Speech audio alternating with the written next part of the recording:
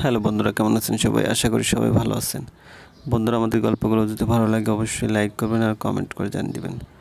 চ্যানেলে যদি নতুন হয়ে থাকেন অবশ্যই সাবস্ক্রাইব করে পাশে থাকা বেল আইকনটি প্রেস করে রাখুন, যাতে নতুন নতুন ভিডিও আপলোড করার সাথে সাথে আপনার নোটিফিকেশনে চলে যায়।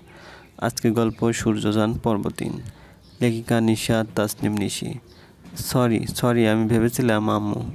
আমি কিছু বললাম না, চুপচাপ জামার উপর থেকে কাপড়টা খুলে ওড়না নিয়ে চলে আসলাম। এরপর আন্টি এসে ওনাকে বললেন, কি হয়েছে, আমি কেন চলে যাচ্ছি? উনি কিছু না বলে চলে গেলেন।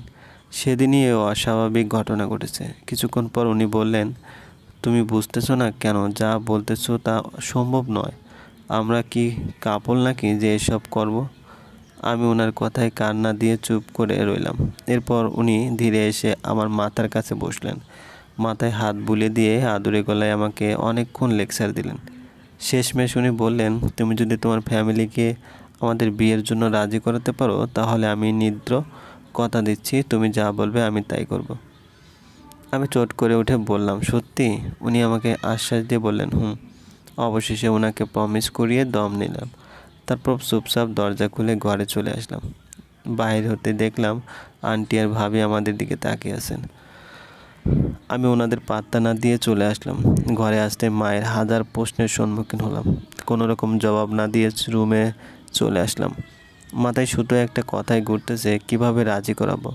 পুরো রাত টেনশনে ঘুমাতে পারলাম না। সকালে মা এসে ডাকতে বিরক্তি নিয়ে চোখ খুললাম। কি হয়েছে মা, এত সকাল সকাল কেন বিরক্ত করতেছো? একটু ওর দুপুরে হবে আর তুই বলতেছিস সকাল? তাড়াতাড়ি ওঠ, আয়ান এসেছে। আমি দ্রুত উঠে বসে বললাম, কি কিন্তু কেন এসেছে? মা বিছানা ঠিক করতে করতে বললেন যে উনি নাকি আমাকে ঘুরতে নিয়ে যেতে এসেছেন। আমি জিদ দেখিয়ে বললাম যে একদিন হকেই ঘুরতে নিয়ে যেতে এসেছে, এসব কী ধরনের কথা? বেশি কথা না বলে রেডি হয়ে আয়, তোর বাবা বলেছে, বুঝেছিস? কথাটা বলেই মা রুম থেকে চলে গেলেন আর আমি চাপার আগে খেপে পড়লাম। মাঝে মাঝে খুব রাগে লাগে বাবার উপর, মনে হয় আমাকে ভালোই বাসেন না। বিছানায় বসে বসে অনেকক্ষণ ভাবলাম যে কিভাবে নিদ্র কথা বলবো।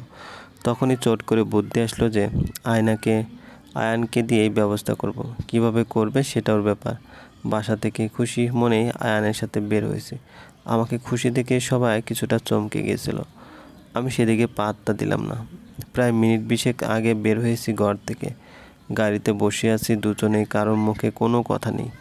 উনি গম্ভীর হয়ে বসে আছেন আর আমি বিরক্ত নিয়ে। কেন যেন ওনাকে আমার পছন্দ নয়, আমি নিজেও জানি না। উনি সামনের দিকে তাকিয়ে ড্রাইভ করছেন আর আমি ওনার পাশের সিটে বসে ফেসবুকিং করছি। উনি আর চোখে একবার আমার দিকে তাকালেন। নীরবতা ভেঙে উনি বললেন, জিজ্ঞেস করবে না কোথায় যাচ্ছি? আমি বিরক্তি নিয়ে বললাম, প্রয়োজন বোধ করিনি।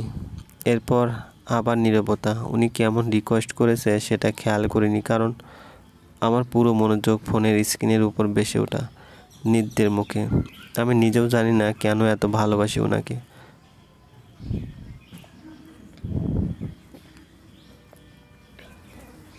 ফোনের স্ক্রিনের উপর ভেসে ওঠা নিদ্রের মুখে আমি নিজেও জানি না কেন এত ভালোবাসি ওনাকে। ওনার সব কিছুই আমার ভালো লাগে। উনি যখন হাসেন তখন মনে হয় মুক্ত ঝরে। হঠাৎ নিদ্রের বলা কথা মনে পড়ল। আমি দ্রুত ফোনটা ব্যাগে রেখে দিলাম। ওনাকে কিভাবে বলবো সেটা নিয়ে ইতস্ত করতে লাগলাম। আমাকে উসখুস করতে দেখে উনি এক হাত দিয়ে পানির বোতল এগিয়ে দিলেন। আমি তাকাতেই বললেন, পানিটা খেয়ে একদমই বলে ফেলো যা বলতে চাও।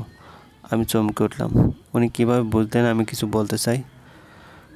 আমি অনেক কিছু বুঝি যা তুমি বোঝো না। তাই এত ফর্মালিটি না করে সোজাসুজি বলো যে কেন আমাকে বিয়ে করতে চাও না। ওনার এমন ঠান্ডার স্বাভাবিক কথাবার্তা আমার অবাকের রেশ আর এক ধাপ বেড়ে গেল।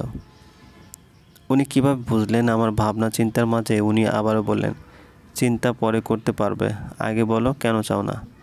আমি আর কোনো কিছু না ভেবে সরাসরি বললাম যে আমি নিদ্রকে ভালোবাসি আর নিদ্রকে বিয়ে করতে চাই।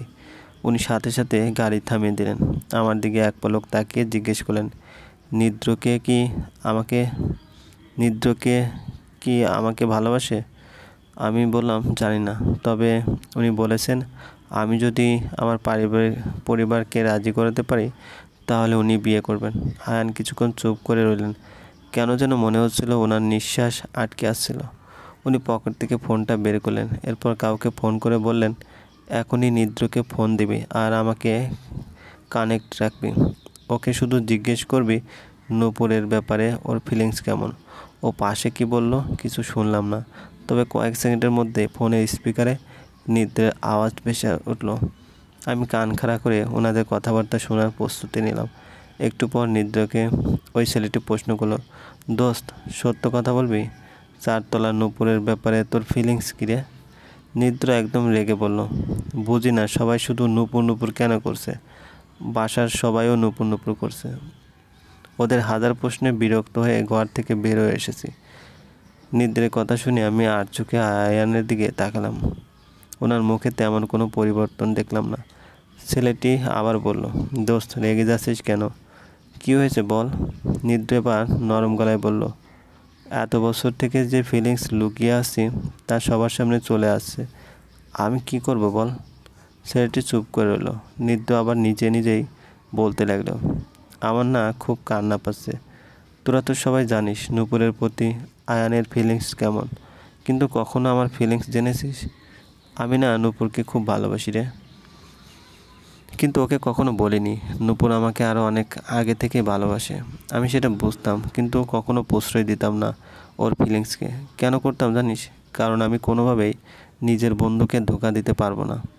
নূপুর যখন আমার ঘরে আসতো তখন অযথাই ওকে বিরক্ত করতাম, ওকে রাগিয়ে দিতাম এই কারণে যে ও আমার উপর অভিমান করুক, কিন্তু হতো উল্টোটা, ও আমার প্রতি আরও বেশি ঝুঁকে পড়তো। কাল রাতেও এসে আমাকে অনেক পাগলামি করেছে, কোনো রকম ওকে সামলিয়ে বাসায় পাঠিয়েছি। আমার পুরো পরিবার আমাকে সন্দেহ করেছে, সবাই মিলে গোল মিটিংয়ে বসে আমাকে হাজার প্রশ্ন করেছে। আমি কোনো রকম ওনাদের জবাব দিয়েছি। বাসায় পাঠানোর সময় ওকে বলেছি যে ওর ফ্যামিলি যদি রাজি থাকে তাহলে আমি ওকে বিয়ে করব। আমি জানি ও কখনো ভয়ে ওর বাবাকে বলতে পারবে না, আর ওর বাবা যদি রাজিও হয়ে যায় তাহলে আমি ওনার সামনে অন্য মেয়েকে নিয়ে ঘোরাঘুরি করে ওনার মনে ভুল ধারণা প্রবেশ করিয়ে দেব। আমি চাই ও আয়ানকে বিয়ে।